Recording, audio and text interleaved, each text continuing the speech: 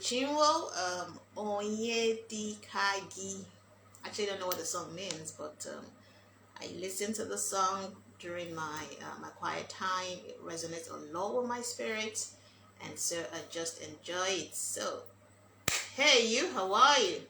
Welcome to another episode of Cupido with your host, Queen AdenikeSelah Emmanuel, Madam Romantic. So how are you today? How you doing? My goodness, it is January 12th already. 12. Where did the days fly to? I hope you are working your plans already. It's not enough to just have plans. It is not enough to just have plans. You need to work your plans. So make sure you put your plans to work.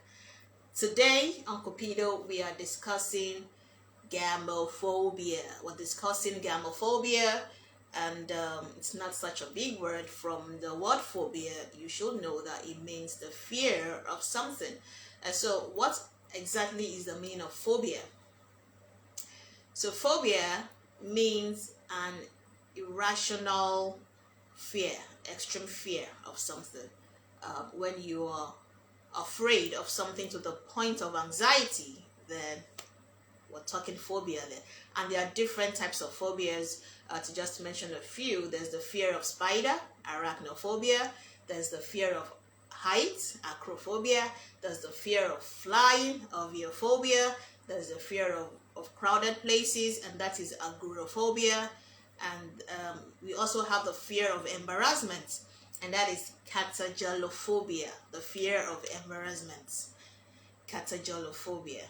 And that's just to mention 5 out of the many phobias out there. So gamophobia is the fear of marriage, the fear of commitment, taking it to the next level. Now, you must also realize that the fear of commitment is different from the fear of commitment is different from gamophobia.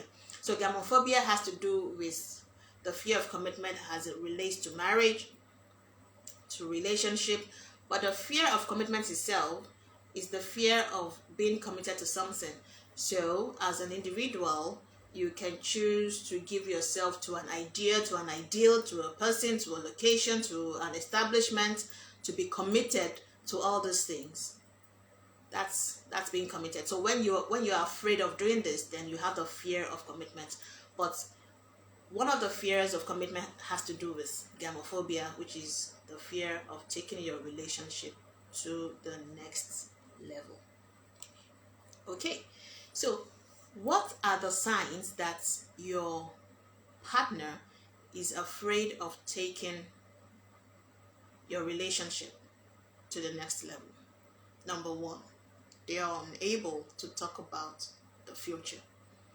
So you've been in a relationship with someone, and each time you bring or you broach the future topic with them, they are unable to talk about this future. They always want to talk about today, want to talk about now, want to talk about this present moment. They don't want to talk about tomorrow. They don't want to talk about a year down the line, 2 years down the line, 5 years down the line. Then that person is afraid of something. That person is probably afraid of taking your relationship to the next level. Or they do talk about the future, but they don't talk about you in that future. So instead of using we, the word we, you hear I want to have 2 children. I want to have 4 children. I want to relocate to Barbados when I get married. I want to start this line of business in the next few years. So they keep talking I. Instead of talking we, then your antennas, should be up, particularly if you have been in that relationship for a minimum of 2 years, because you really do not want to waste your time. Or perhaps after an intimate situation, they push you away. So probably you had a nice day out the day before, you guys went to the cinemas, you watched a lovely movie together, after which you guys went for dinner, and then you got home, you sent them a text. You tried calling at first, they didn't pick. You sent them a text, they didn't reply. The following day, okay, maybe he's tired, maybe she's tired. The following day, you try calling again, and they still do not pick up your calls. The phone rings out. It's really nothing to worry about at that point, but throughout the following day, you don't hear from them. The second day you don't hear from them, then they are probably thinking, this relationship seems to be moving very fast, probably faster than what they expected, and they're taking a step back. They want to think about it. They're taking a step back to actually re-strategize, to know if this is what they really want. So you need to consider that, to look at that. Or perhaps they are the types that hate labels. If you're in a relationship, you will be proud of who you are with in that relationship. You want to tell people about them, you want to talk to people about them, you want families and friends to be aware of them. But in a situation where you go for an event with your partner, and people there ask your partner, so who is this? And then she says, oh, he's my friend. Or he says, oh, that's a friend. It's actually funny to me, you're in a relationship with somebody, and then you could go out for an event, and then you get there, and then people are asking, they're not even supposed to ask before your partner goes ahead and say, okay, please meet,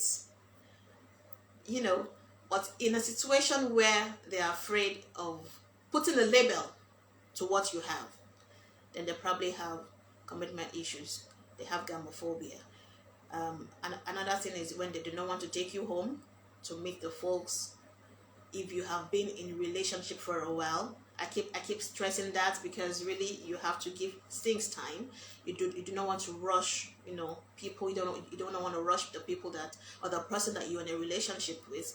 You have to give them time. So in a situation where you've been in a relationship for 3, 4, 5, 6 months, and you've not met the folks of whoever you're dating,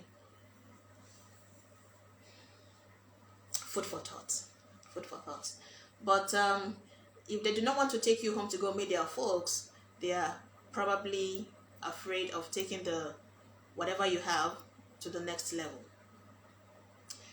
And let me state here that the fact that they are afraid of commitment doesn't mean that they are not capable of falling in love. So they are capable of falling in love. So your partner probably loves you, to bits and pieces. They care for you, they celebrate you, they appreciate you. They are just afraid of taking what you guys have to the next level. I watch a lot of series, a lot of operas, and I'll probably be telling you about it in the course of my broadcast. So I watch series like NCIS, I watch Legacy, I watch SWAT. So there was this series, this episode of Legacy that I was watching. It was a Christmas period, and people were taking their families home to meet families. They were taking their partners home to meet with their families, and so Lex and Sims were in a relationship, and Lex had invited Sims over to her family, not to meet with her family, but to just come around for Christmas, the festive season, just come home. And he's been going there anyway, but this time Sims said no, that he had to be with his own dad, with his own family. They were trying to mend fences, and Lex understood, and then she thought that Sims was going to invite her to his own home to meet with his family. She kept wanting that, she kept expecting that, but Sims didn't take that step. And then after a while, she felt maybe Sims was, ashamed of her or wasn't proud of her. And this was a girl from, a well-to-do home, well-to-do family. And then Sims said that wasn't the case, that he was totally proud of her, but that he'd never taken any girl home before. And that really got to Lex, She was like, you've never taken any girl home before, so I'm just any girl to you. After all we've been through, after all we've done together, I'm just any girl to you. So it's just a typical example of commitment issue. You know, being afraid of taking the relationship to the next level. And that is where you guys need to talk about it. And I'm talking about the way forward now. We need to talk about it. So if this keeps going on over and over again, you've been with this lady, you've been with this guy for a couple of years, and they are dragging their feet anytime the topic marriage comes up, then you need to talk about it. Because as a matter of fact, people who have this kind of phobia might actually not know or realize that they do. But you that you are on the receiving end, because you've been the one receiving this part of them, then you have to make them realize, bring it to the fore, in a very understanding way actually. Have you realized that you're doing this? Have you noticed that this is what you're doing? This happened, this happened, this happened. And in many cases, they'll be like, oh, really? I didn't realize. I'm so sorry. So you talk about it. And then, another thing is that you need to understand where they are coming from. So probably when you begin to talk about it, when you begin to discuss about the possibility of the phobia existing, you can understand a little bit of their background, understand a little bit of where they're coming from. It reminds me of Hondo in SWAT. I watched SWAT too, and I think it was in season 3 when Hondo and Nichelle came together, and you could see that they had something going. There was chemistry there, but Hondo was pulling back. But Nichelle was ready. She was ready to go all out, ready to take the next step with Hondo. But Hondo was pulling back. And then after watching for a while, I could realize that Hondo's pullback stemmed from the fact that he had trauma in his childhood. Hondo loved Nichelle. Hondo would, always look forward to meeting with Nichelle. So like I said, they are capable of falling in love, loving you to bits and pieces. But when it comes to taking that next step, that is when they actually sabotage themselves. And that was what Hondo did. Hondo sabotaged himself. He was supposed to go on a date with Nichelle, and Nichelle came all dressed up to come pick up Hondo, and Hondo was just there in his housewear, undressed. And that's a story for another day. But talking about it with your partner, discussing it with your partner, makes you realize that it could stem from a trauma in their past. Hondo's trauma was from his past, the fact that his dad left when they were very, very young, left the family, went with another woman, and so that fear of having to, he thinks that he's going to reenact that in his own family. So because of that, he's always sabotaged himself when it comes to relationships.